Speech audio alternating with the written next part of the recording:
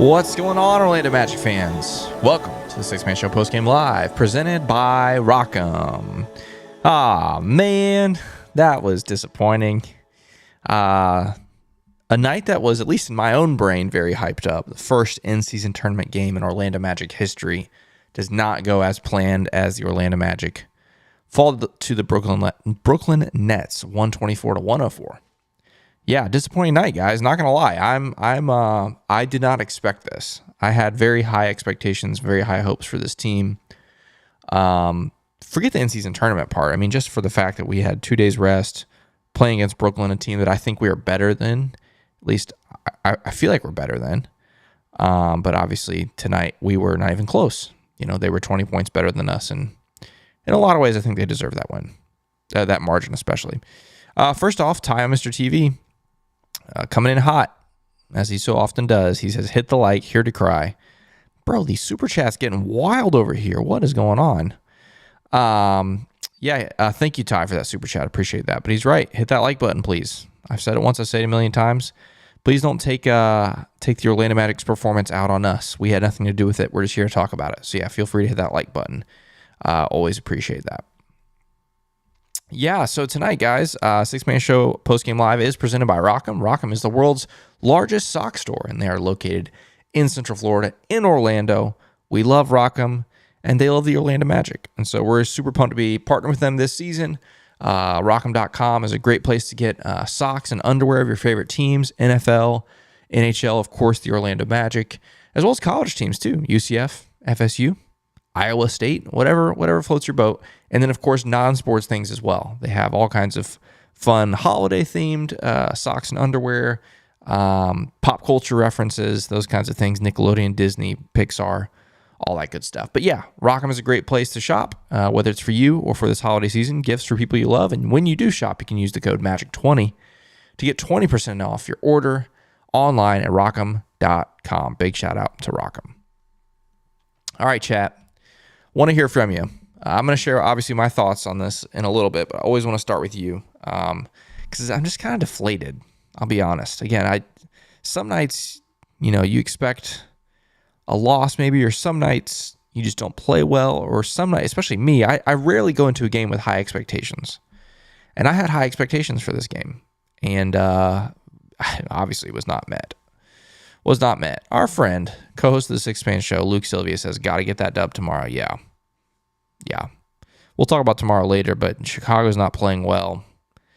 You just can't lose that game. That'll be really disappointing if we lose that one. Rich says, sometimes, or a lot of the time, our offense is bad. That's a very good analysis. Yes, Rich, I think you hit the nail on the head with that one. Lewis says, that was so ugly from the start to the finish. Yeah, I mean, yes and no. As a whole, it was ugly. There were some stretches there in the first half that were quite good. Unfortunately, the stretches were too short. Chris says, about as ugly as that court, yeesh. Yeah. David says, there's only one word to describe that game. Bruh. That's one word. Stefan says, Powell needs to be more assertive with the ball when the shot clock is running down. Hate when he passes up last second for a contested look, hoping someone will bail him out with the assist. Yeah, that happens several times a night, it feels like. Oh, man. Chris says this game turned hard when Suggs got hurt. Also, Richard Jefferson is a trash announcer. Yeah, the second part is true for sure. First part, I have to think about that. I'm not sure. I'm trying to think. I can't remember when in the game he went down with that injury. But yeah, I mean, obviously, that whole second half things really kind of fell apart. Yeah, the only hero said it. Brick City in the fourth. Yeah, that was rough. Matthew says, Dinwiddie was always a magic killer even when he was in Dallas. That's true. Big time. Yeah, a lot of Richard Jefferson stuff here in the chat, which is true. Richard Jefferson is terrible. He's a horrible homer, as you said, MK. Oh, man. David S. says that fourth quarter score makes me want to throw up. Yeah, that was rough. Jay says offense looked lost. Yep, several stretches. Sean says, sorry about typing errors. Plus, I'm usually drunk by now. Adding in the loss doesn't help. Oh, my gosh. Stefan says, at least Paolo was hitting threes. He was. And then we started forcing him. And so, then he missed a couple. But Lachlan says, are we interested in getting Buddy now? I don't know. He's old. Compared to the core, he's old. I don't know. All right, chat. Let's see. Sean, yeah. This is what I'm about to talk about. Don't worry. We had their bigs in foul trouble all game. How do we lose? Yeah, Sean. Yep, I'm about to go hard on that because that is... Times TV says, I hate when they pass up a layup for threes. Just attack the dang rim, especially when you have people in foul trouble. Yep, exactly right. Luke says, bring me Emmanuel quickly. On the bright side, the Nets in-game halftime announcer was horrendous. Yeah, Shannon, that whole show was rough. MK, I'm confused why AB was out so long. He's the closest thing we have to closest thing to a PG we have. Yeah. I didn't understand that. He didn't play the entire fourth quarter. It's weird. Very strange. Very strange. Okay, guys.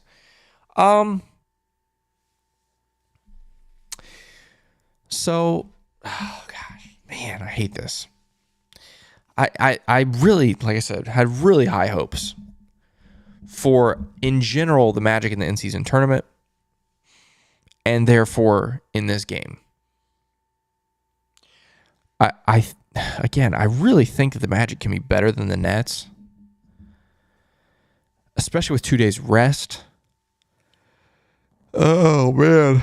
I also apologize, guys. I've already worked 40 hours this week. So if that tells you anything about how this week has gone. So I apologize for the yawn. But yeah, this is the most disappointing result. Like I said, I want to preface it with this. I usually go into games with very low expectations right now as a Magic fan, and most of my teams.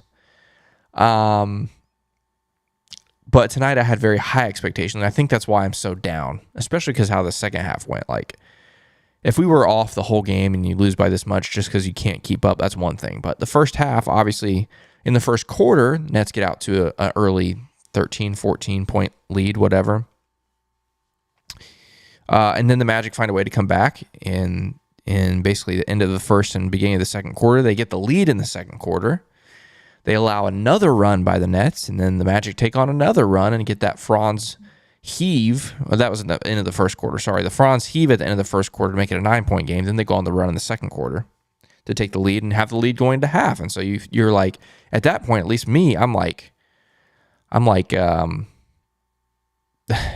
they've weathered the storm. That's what I'm trying to say. They weathered the storm. The Nets had their run. Now you just got to play your game and you'll win. And so for the fact that the second half was just painful to watch, especially offense. Well, both sides, honestly, defensively as well, but offensively was really bad. Yeah, I think that's where the disappointment lies. Well, Shannon, yeah, 40 hours by Tuesday.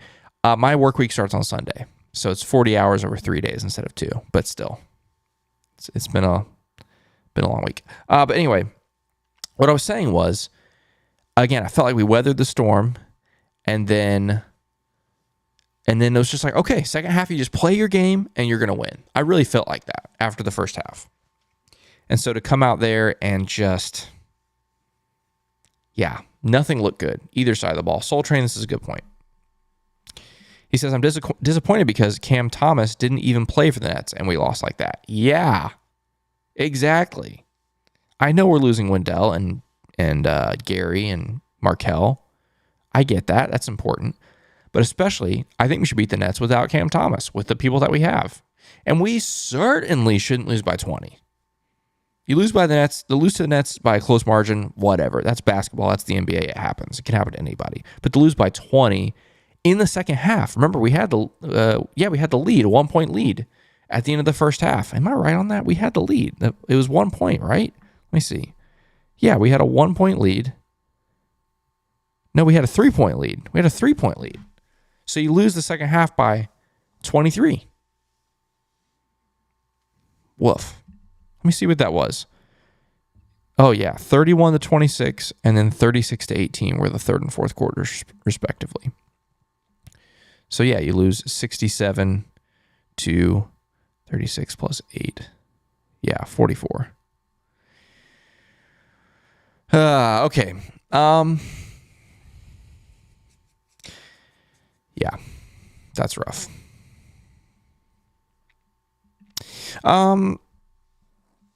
Guys, I'm frazzled. I'm not going to lie. I just didn't expect that. I didn't expect that second half to go that way. And it was just like a train moving in slow motion that's derailing. Like you see, or no, it's more like a car that's sitting on the train tracks. It got stuck and you know the train is coming, but you cannot move the car. And so you're just slowly watching it unfold and there's nothing you could do about it.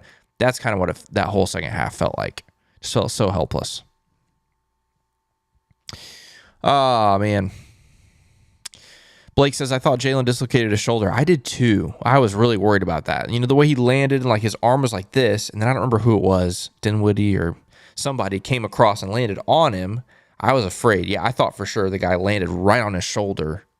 Luckily, on the second angle, you could see he landed on his arm.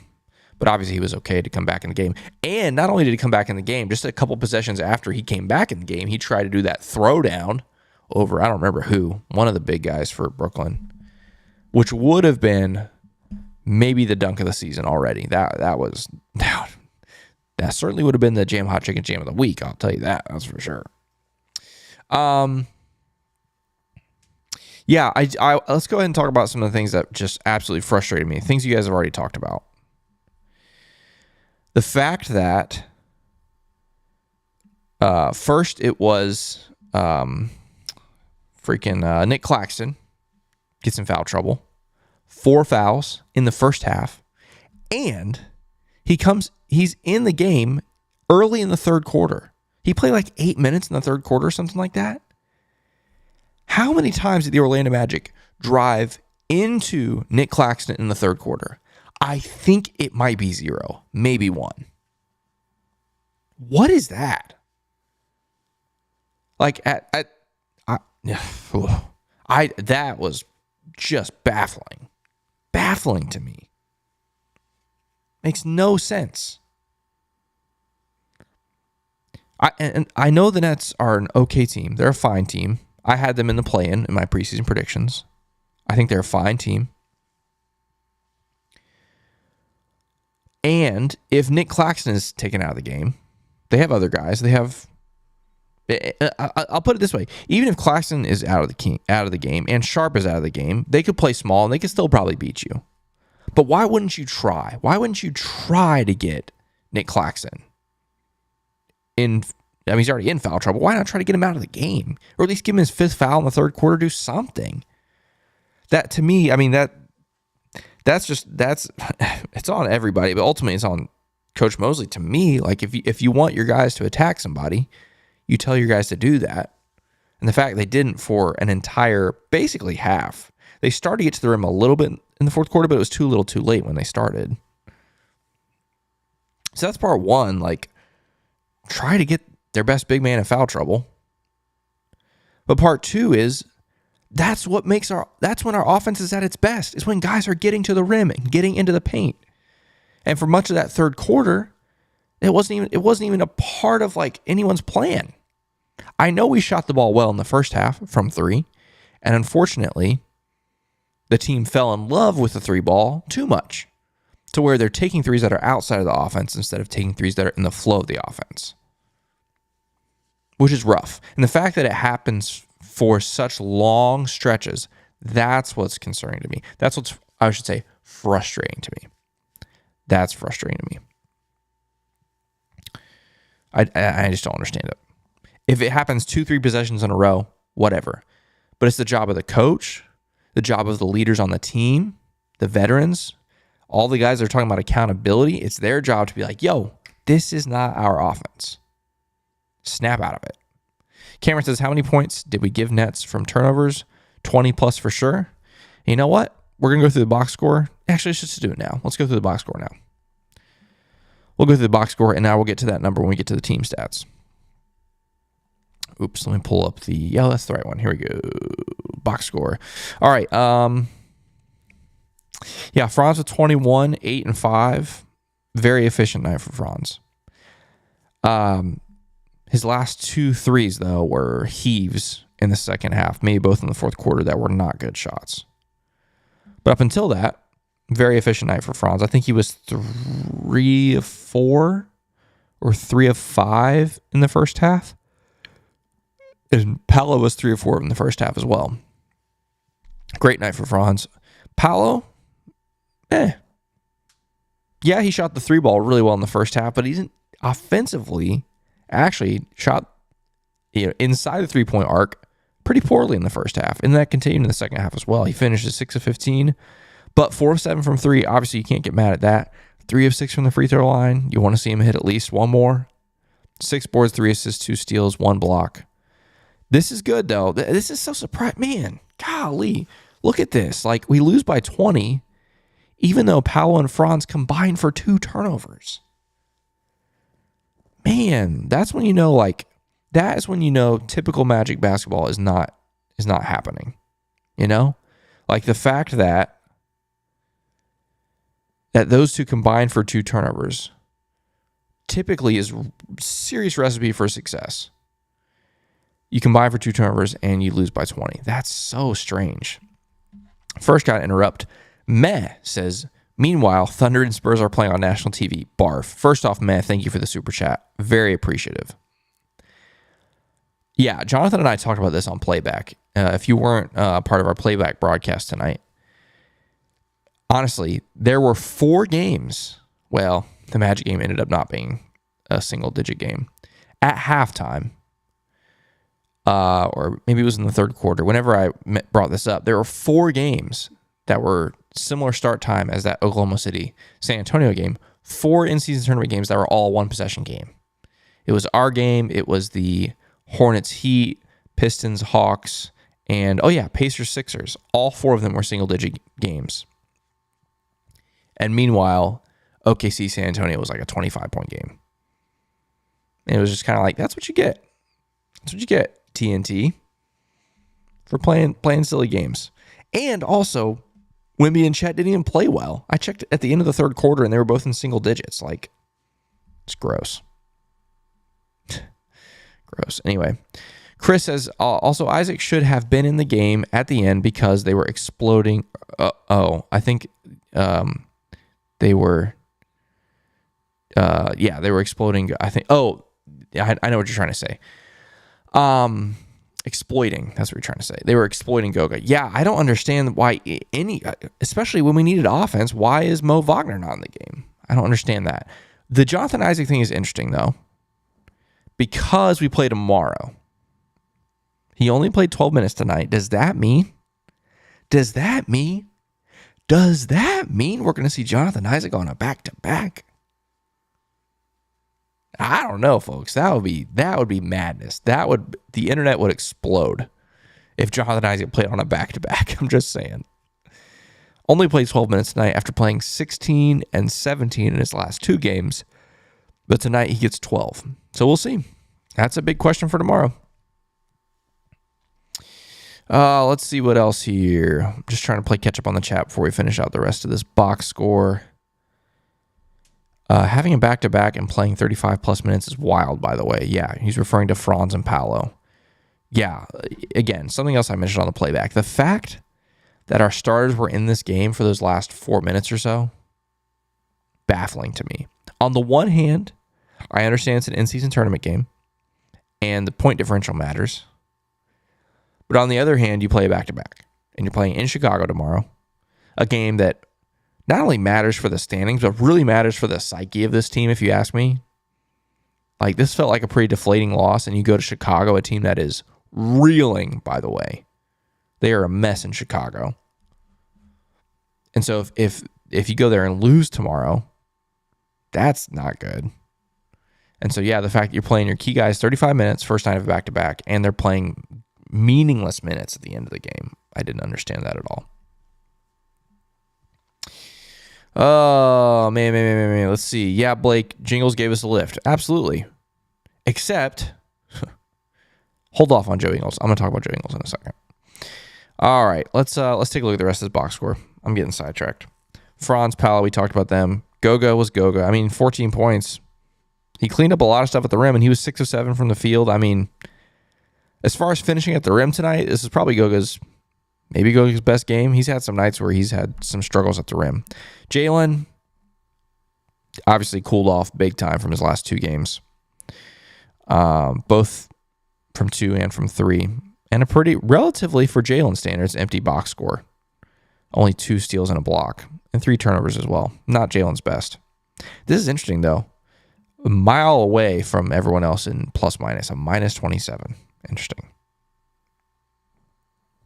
Anthony Black. What happened here? Obviously, a very quiet game for Anthony Black, but why did he not play in the fourth quarter at all? What was that about? I don't understand that.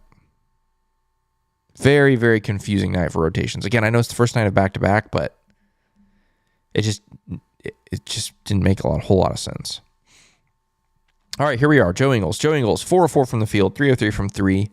3 boards, 4 assists, a steal, a block, a turnover, which was a bad turnover, and 11 points. That's great. All of that scoring was in the first half. Did not get a shot in the second half. Why? Why is that happening? I don't understand that. Poor Cole Anthony could not buy a bucket tonight. He had some great looks. A couple of them were like in and out, but he ends up 2 of 10, including 2 of 8 from 3. Great 6 boards. I just love Cole Anthony as a rebounder. He's so good. 2 assists. Did have 4 turnovers, and a couple of those were really bad. A couple terrible passes. 10 points. Mo Wagner, a quiet night considering how well he's been playing lately. 11 points, 3 of 4 from the field. Did not take a 3. 5 of 6 from the free throw line. 6 boards, 4 assists. Then we had Jonathan Isaac. We talked about him a little bit already. 3 points, 1 of 4 shooting, 3 boards, assist, 2 steals, and a block. And then we had 3 other players play tonight. The most players we've had play in quite some time, as Caleb Houston, Jet Howard, and Chuma Okeke all got some minutes. Caleb Houston, 1 of 1 from 3 for his 3 points. Jet Howard and Chuma did not score. Let's take a look at some of these team stats. Refresh this. Sometimes ESPN needs a little refresh. Yep, so woof. Yeah, I see what's being discussed in the chat. Aaron says it, and we're going to mention it here. Brooklyn shoots 54% from the field, 48% from 3. Ugh. Man, Spencer Dinwiddie. Actually, let's look at their individuals. Spencer Dinwiddie ended up with 29 on 5 of 10 from 3. Mikal Bridges, 21 of 3 of 5 from 3. Yeah. Then you had Royce O'Neal, 4 of 6 from 3. Lonnie Walker, 3 of 6 from 3. Good grief. Oh, man. Man, you take away Dorian Finney-Smith, I can't talk, and you take away Dennis Smith Jr., and everybody else was 50% or greater from 3. I guess Cam Johnson was 3 of 7, but still, that's 42%. Good grief, man. It's a mixed bag, right? Like, I would say the Magic did not play good defense tonight, but also the Nets made some really tough shots several times. Several of those threes were tough. But, I mean, still a lot of them were wide open, so that sucks. I'm going to interrupt this to bring this up. This is good. Sean says, Wall Street Plaza Friday night. I'm taking Sunrail for the first time. Can't wait to party with you guys Friday. Yeah. It's a great time to mention that. Friday night, our first watch party of the season, and it's a big one. I'm going to talk about it later why it's a big one. But yeah, Wall Street Plaza, watch party for the Magic's second in-season tournament game.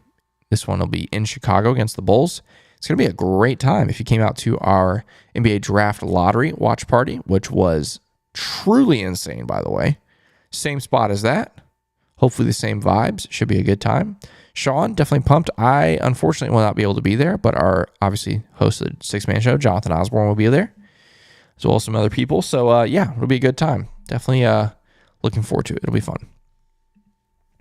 All right, rest of these team stats really quick. Yeah, shooting, we talked about it. Defense just wasn't good enough. 16 and 21 from the free throw line. You'd like to see them hit a couple more, but I mean, the Nets only went 65%. You lose the offensive rebound battle, which is interesting, especially considering how many shots you missed. They missed way less shots and got more offensive rebounds. It's disappointing that the Magic have been on a tear lately on the offensive glass. So you got out-rebounded, 23 assists on 36 field goals. Wow. That's pretty good. 9 steals, 4 blocks, 16 turnovers. I mean, 16 turnovers isn't not great, but we've had worse. But look at these fast break points, man. 31-7 in favor of Brooklyn. Sheesh. But this is the bad one right here. Only 36 points in the paint. That's just not good enough. That's how you know the Magic are not playing their style of basketball. Only 36 points in the paint. Yeah, not good. Oh, man. Let's see here. I'll come over here and we'll look at one more little bit of, we said points in the paint already, fast break points, biggest lead, bench points. Okay, so yeah, as you would expect, Magic lose the bench points 41-38. Points off turnovers, yeah, Brooklyn with 27 on compared to Magic 16. Not good. Chat, let's see what we're saying here. Ryan says it's a great idea to take Sunrail to Wall Street Plaza. Yes, you can. You absolutely can do that. Dizzy says this will go down as the night I started hating Spencer Dinwiddie. I have not been a fan of Spencer Dinwiddie for a while, but yeah, this one hurts. Stealth says this loss hurt more because it was an in-season tournament game. Yeah, I've got a speech about the in-season tournament coming up. Don't worry. Yeah.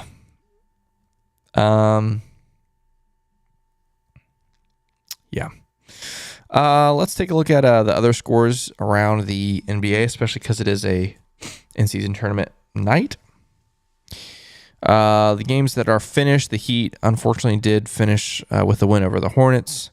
The Hawks over the Pistons. The Pistons got it down to a 1-point game with like 90 seconds left after trailing, I believe, almost the entire game. I was really hoping the Pistons could pull that out, but the Hawks win. Pacers continue to just soar. They are 7-4. They beat the Sixers 132-126. Again, the Magic play in Indianapolis on Sunday against the Pacers.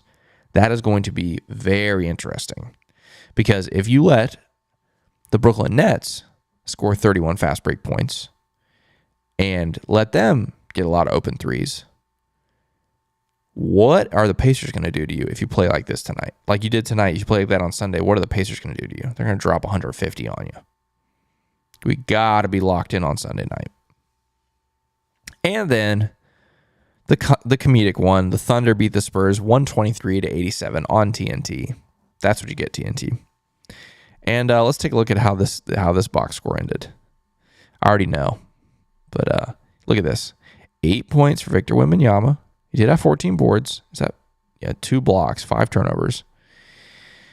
Chet with 9 points, 7 boards, 3 assists, 2 steals, and a block. So 9 points for Chet, 8 points for Wemby. Again, that's what you get, TNT. That's what you get. Before we go to the standings, Kyle says, brighter days ahead. You better believe it, man. You better freaking believe it. You guys just cannot forget that we are just 2 years away, or I should say 2 years removed from nights like this being every night, where we're losing by double digits. How many games did we lose that year? 59? Whatever it was. Yeah. So brighter days, we're already in brighter days than 2 years ago, and even more brighter days are ahead. David says, Pacers have no defense, so I'm not concerned about scoring points. Now, whether we win or not, we shall see. I don't know, David. I don't know. I am absolutely concerned about scoring points. We really struggle with that on some nights, like tonight in the second half. So we'll see. Sean says, lots of brighter days. This is an exciting time to be a Magic fan. Best in 20 years for me. Man, I tell you. Yeah, maybe not 20 years. I mean, obviously the Dwight era was just insane. But as far as a bright future, it's as bright as it's ever been, I think. Wolves Warriors got crazy. Oh, yeah, I got to look at the other games. That was just the final games. Let's see. Jazz, Blazers. Jazz are up on the Blazers. Clippers up on the Nuggets. And Timberwolves, Warriors just tipped off. All right, let's take a look at these standings. And I'm going to give my final thoughts on this game and then season tournament and talk about tomorrow night and Friday night. And then we'll call it the night. So yeah, your Magic are now 5-5 on the regular season, which is good enough for 8th seed right now in the East. Actually a half game back of the Nets. The Nets jumped you there with that win tonight. Let's take a look at these in-season tournament standings. Yep. So the Magic and the Bulls have both lost their first games, 0-1. The Raptors still have not played an in-season tournament game. That's so odd. Meanwhile, the Nets have played 3 of their 4. I wonder when the Nets' last game is. In-season tournament game. Let's take a look. This doesn't. Oh, that's lame. Let me see. It's a Tuesday, so it's this one right here. So they play Toronto on the 28th. That's the last game of the in-season tournament. Last day of the in-season tournament. It's so strange how they do this. Anyway, yeah. So Magic behind the 8 ball here for sure. And then obviously the point differential. That's what they were talking about on the broadcast. You are now minus 20 in point differential. So any tiebreaker up here, you're pretty much doomed unless you beat someone by 20. We'll see. Yeah, so my last thoughts on this game, talking about tomorrow, talking about Friday. Again, I'm just disappointed. Oh, wait, you're saying, okay, hold on. Wait. Warriors got crazy. Draymond put Gobert in a rear naked choke. 3 ejections already? What? Already in this game that just started? They're like 2 minutes into it and 3 guys got ejected? Is that right? Oh, man, I'm going to have to go check that out. Play-by-play. Yo, what? Less than 2 minutes into the game, Jaden McDaniels ejected. Draymond Green ejected. Klay Thompson ejected. Oh, I'm going to go watch that as soon as we get done on here. That's insane. That's crazy. Okay. All right, let me put a cap on this, guys, and we're going to call it a night and watch that, and then I'm going to go to bed. As I said to start this show, I very disappointed. I had very high expectations for this game. I thought this team was going to be up for the challenge, especially for this game. The Nets are a team that the Magic can beat. If we started with the Celtics or something, maybe it was different. But the Nets are a team the Magic can beat. And so to go out there and play like that in the second half the way that we did, very disappointing. But here's what it does. It really puts the pressure on this team. First for tomorrow. Sorry, I'm interrupting here because Chris Haynes has just tweeted that DeMar DeRozan will not play tomorrow against the Magic. He'll be away from the team and miss Wednesday's game to attend to a family matter. So that's something. I don't know what that's going to mean for the Magic because Chicago's a mess anyway. Colby, good night, man. Thanks for tuning in. Appreciate it, bro. Okay, so here's what tonight does for the Magic. Big picture here. Puts all the pressure on this team tomorrow. Second night of a back-to-back. You don't want to have a losing streak. You don't want to start your road trip 0-2. But it's the second night of a back-to-back against a Chicago team that is absolutely desperate. And they're going to be without DeMar DeRozan tomorrow, so someone's going to try to step in and fill the void. It's a lot of pressure. But then there's the scope of the in-season tournament. Now, the in-season tournament, you cannot afford to lose 2 games in your group. If you lose 2 games in your group, you're done. You cannot. There's no way you can advance, especially now with the Celtics. So that puts all the pressure on Friday. Friday's game in Chicago again. So now this Magic team, this young Magic team, all the pressure is on their shoulders for these next 2 games in Chicago. And again, you add to it that Chicago is a mess right now. And so all the mojo is not in Chicago's favor. So in theory, those are 2 games you got to win. But again, that's pressure. That's literally pressure on this young team. How are they going to respond to that? I don't know. What makes me really sad is that if you lose on Friday to Chicago, then the 2 in-season tournament games at home in Orlando mean nothing more than regular season games, which stinks. So that means you got to win Friday. And if you win Friday, then all of a sudden the 2 games in Orlando become really, really important and therefore have the better potential to produce a really, really fun atmosphere. So we'll see. We'll see. Hopefully they can bounce back tomorrow. Hopefully they can bounce back on Friday, but we will see.